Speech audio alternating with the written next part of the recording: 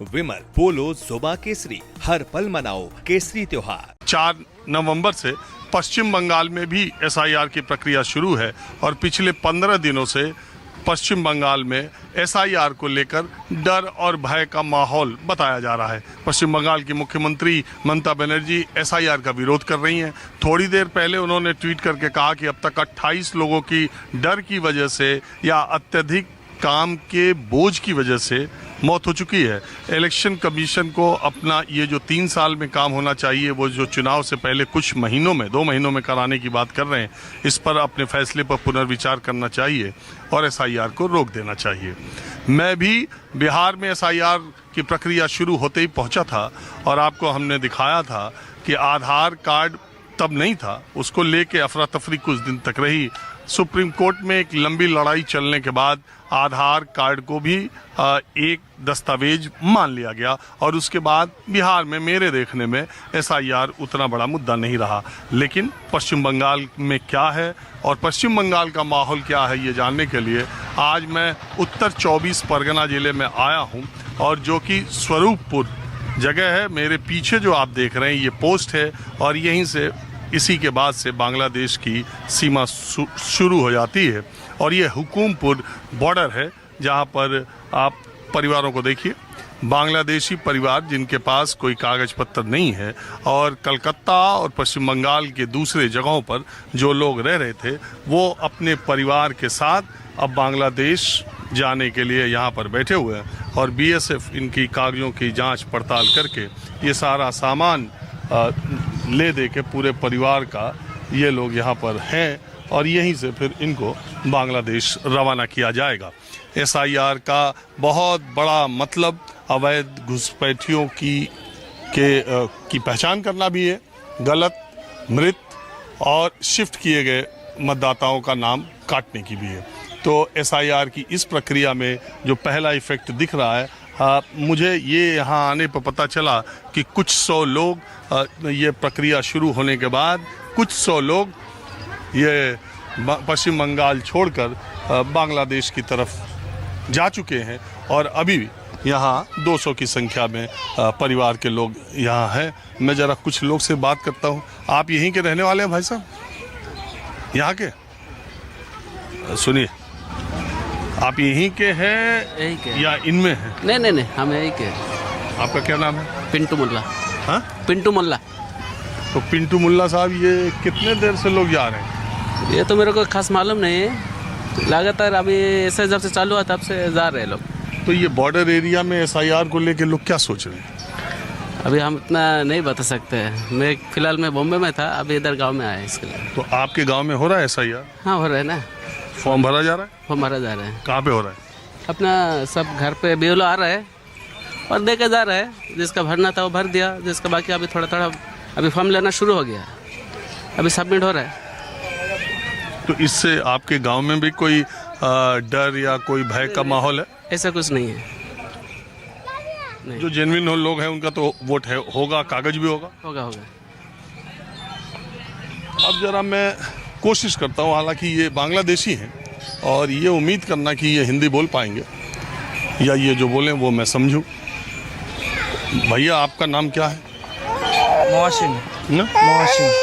आप कब से आए थे यहाँ इंडिया में? 3 बच्चों। 3 साल? कहाँ रहते थे? राजारहाट में। राजारहाट में? अब जा रहे हो वापस? हाँ। बांग्लादेश? हाँ। आपके पास यहाँ का वोटर लिस्ट, आधार कार्ड कुछ था, बनवाया था? ना। तो क्यों जा रहे हो? যাচ্ছি, এই দেশে এসআইআর চালু হচ্ছে শুনছি। एसआईआर चालू हुआ इसलिए? হ্যাঁ। এখন শুনছি বাংলাদেশের লোক রাখবে না, এই কারণে নিজের দেশে চলে যাচ্ছে। तो वहाँ पे तुम्हारा घर और है? হ্যাঁ। तो वहाँ छोड़ के यहाँ क्यों आए थे?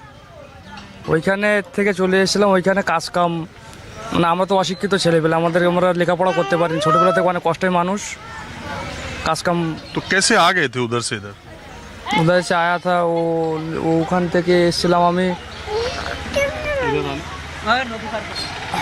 इधर आओ ना, इधर। ये जो बांग्ला में बोल रहे हैं वो हिंदी में बताओ। और नदी पार करके आया था। नदी पार करके आए? हाँ। पूरा परिवार के साथ? हाँ। कोई रोका ठोका नहीं था? তো দালালের মাধ্যমে এসেছিলাম, যারা মনে করো রাত नहीं नहीं नहीं क्या बोल रहा है? ये दलाल माध्यम बोल रहा हाँ, दलाल माध्यम का इधर आया था और कुछ है। दलाल के माध्यम से आ गया था इधर? और आपके साथ कितना लोग आया था? আমার এই পরিবারটা নিয়ে এসেছিলাম। कितना लोग? এই তো আমার পরিবারে। 4-5 लोग? হ্যাঁ ये सब लेडीज लोग भी। हेलो, ओ भैया आओ इधर। ये लेडीज लोग भी उधर नदी से आया था? হ্যাঁ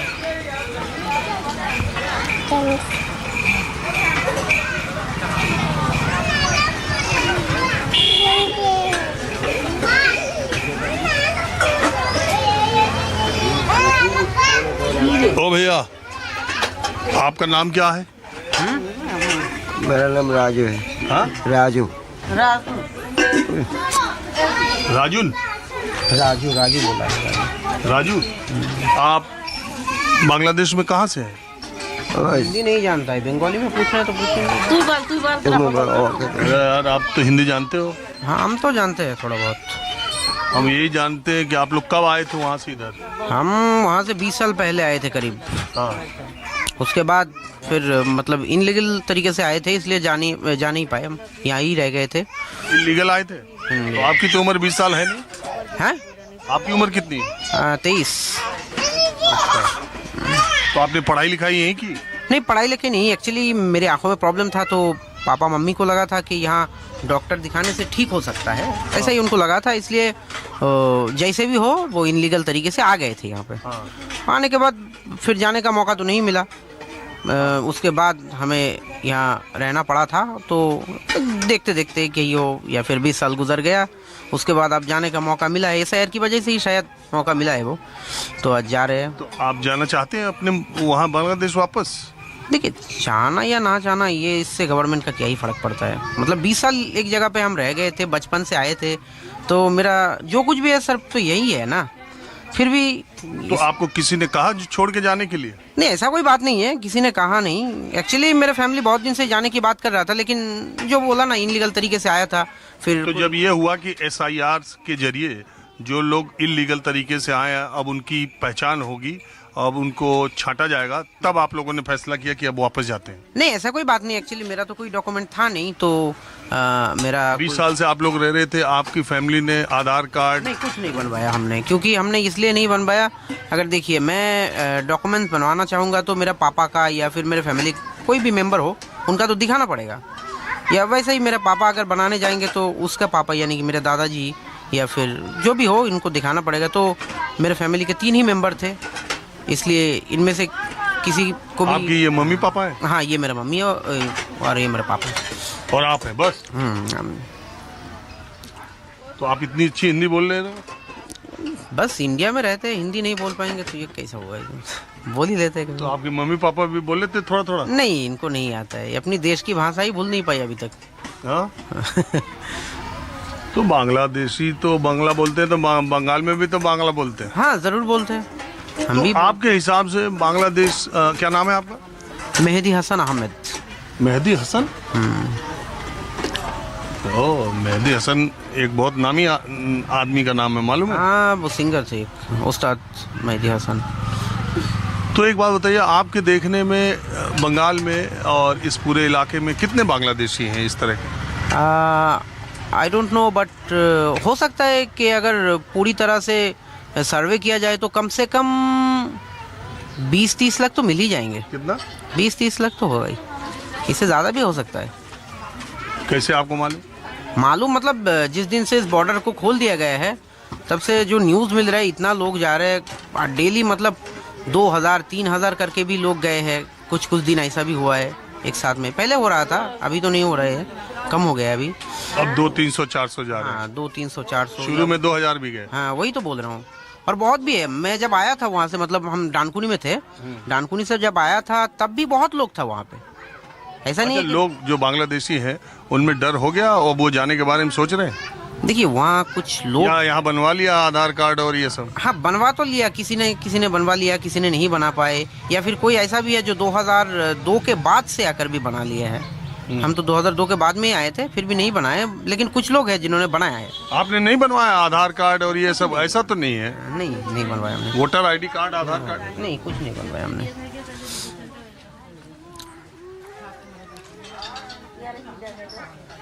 चलिए, अच्छा।